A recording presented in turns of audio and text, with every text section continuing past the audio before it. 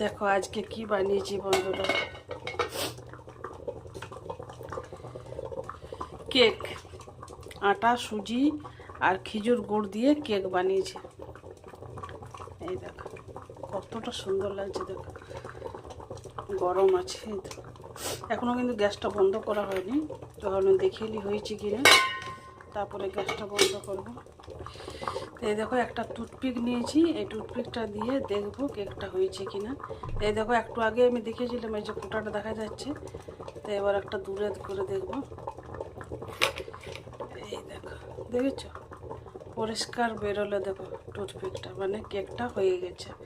তো কেকটা আমার বানাতে 30 থেকে 35 মিনিট লাগলো। এবারে গ্যাসটা বন্ধ করে দিই। গ্যাসটা বন্ধ করে দিলাম। এবারে ঠান্ডা হওয়ার পর বার করব। এই দেখো আমি একটা কেক বার করে নিয়েছি। এবারে আস্তে আস্তে করে, হালকা ঠান্ডা হয়ে গেছে, এবার আস্তে আস্তে বাটিটাকে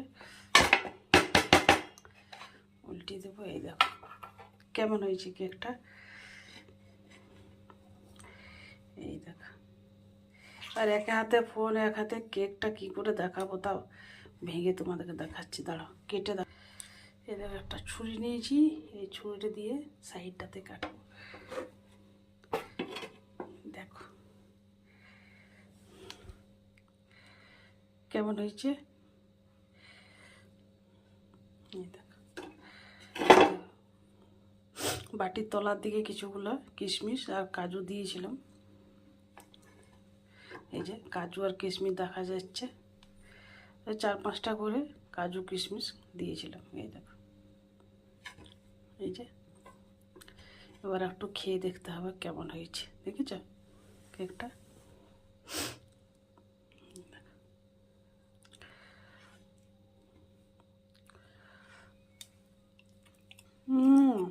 দারুণ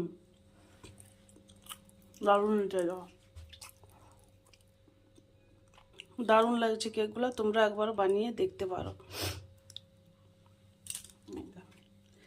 এটাও খেয়ে নি, দারুণ টেস্ট লাগছে। অসাধারণ। দেখো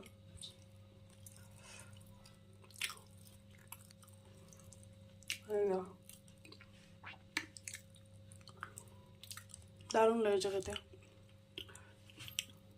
ডোনাট গুড়ের কেক।